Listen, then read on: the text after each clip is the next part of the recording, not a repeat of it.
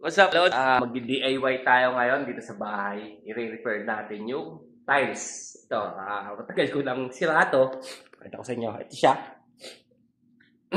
Bali, ito is yung tiles nito is 120 yung sukat niya. 120 by 60. So, ang sakit talaga pagka mababigat yung tiles is lumalaglag, katagalan nasisira. Pero ito is may support siya na bakal. May support siya bakal dito.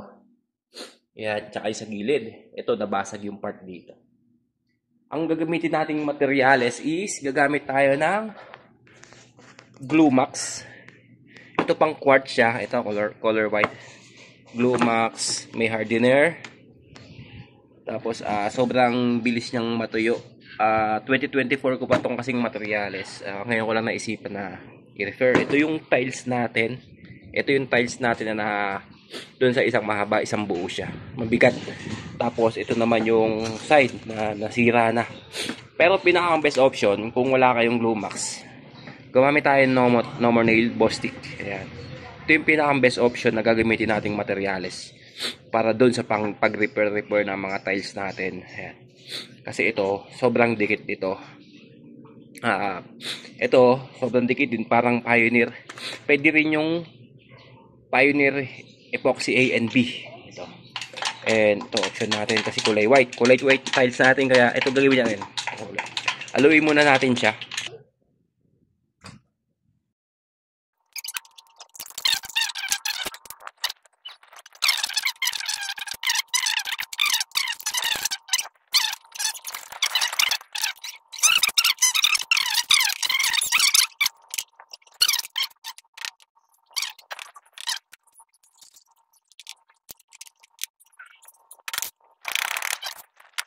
Ano niya, ay.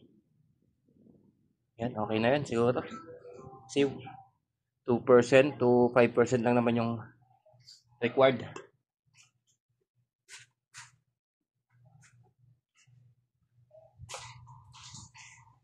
Tapos i-mix lang natin siya na parang epoxy NB.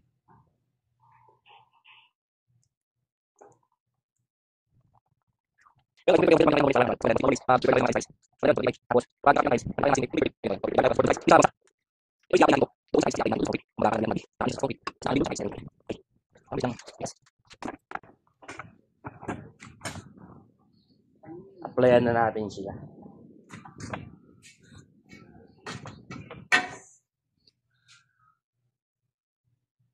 Pudeng. Ginugulo niya kasi ito eh. So, pagpapayo natin, ganyan lang din.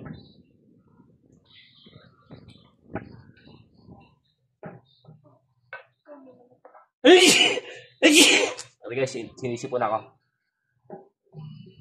Inuubo at bantay ko yung dalawa kong chikiting na makulit. Tabi, tabi.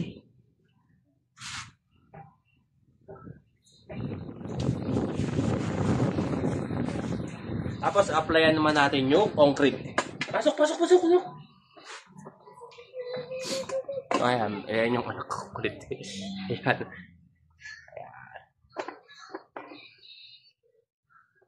So, ayan yung concrete, applyan natin.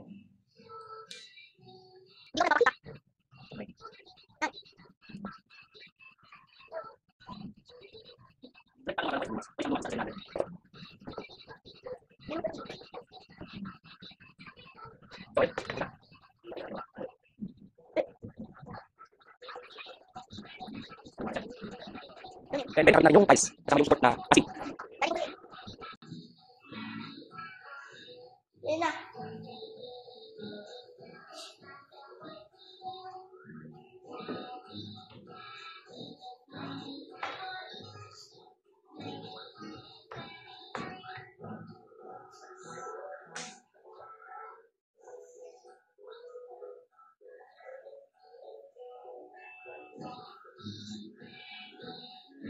Dadidikitin mo dito.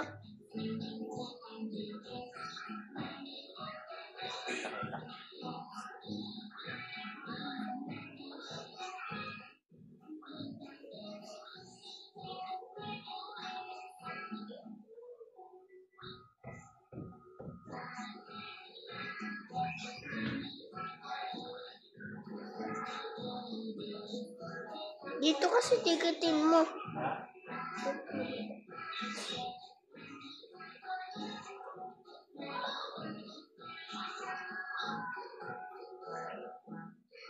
Ito yung masking.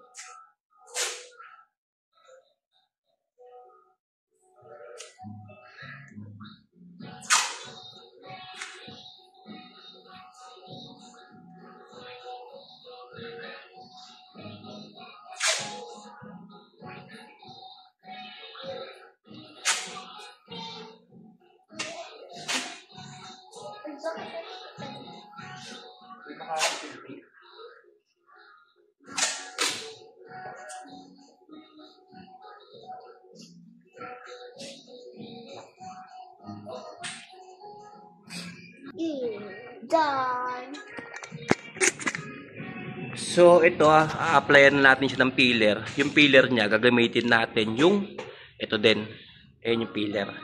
Bale, sinuportahan muna natin siya ng bato dito. Ayan, para magpantay siya. Ayan yung pag-repair natin. Pero best talaga Bostik. Ayan. Yung peeler i-apply natin yan. Sayang kasi yan. Okay.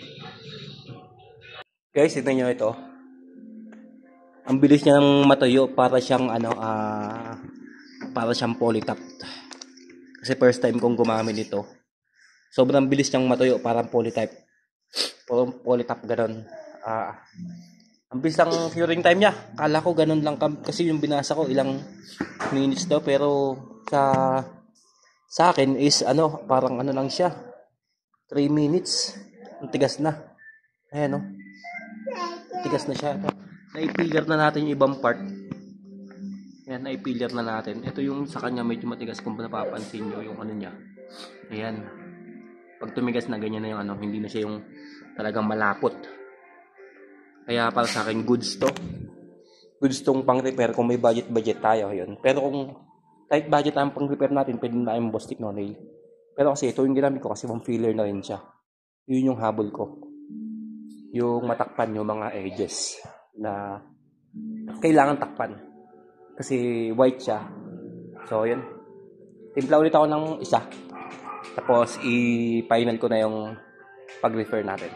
So hindi lang siya para doon, pang repair din siya ng basag na tiles. Yan, kumuha tayo ngayon ng paleta. Ito yung tira, natin, i-apply natin dito ngayon.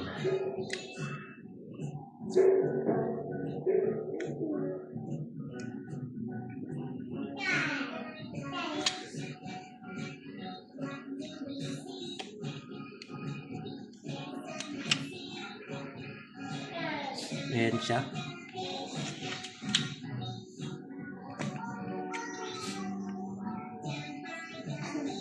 May dumi.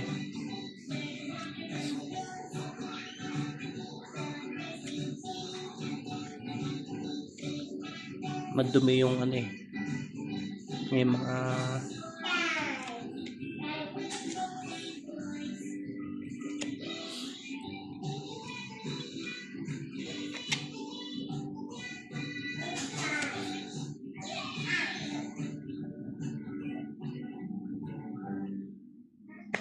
yung basag kanina. Ayan.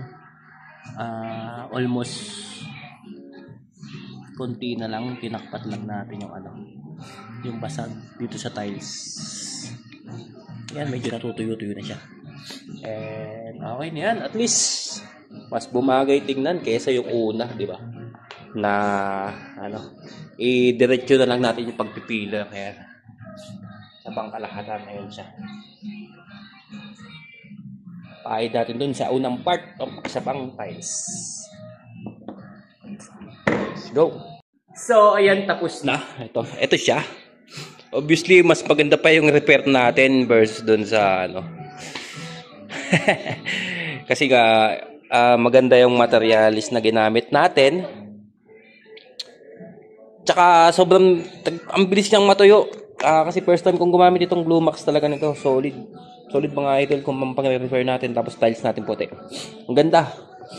Kahit di nalagyan natin ng tape, curing time niya minuto lang, ang tigas na. Tapos parang polytop talaga, kaya kailangan may apply mo muna siya lahat. bago ano, ano. Mamaya liliyahin na lang yan yung ibabaw. Dadagdagan ko ng konti. Tapos liliyahin na lang. Then, yan. And ito yung old natin, luma. Ayan. Kung nakapansin nyo yung old natin, yan. Nilagay lang na grout na white lang. Pero ito, baka i-apply ako na lang din ng Glumax lahat yan. Ito, palibot. Ayan. Tapos ito yung ni-repair natin. Ayan, hindi na siya pansin. So, yun lang.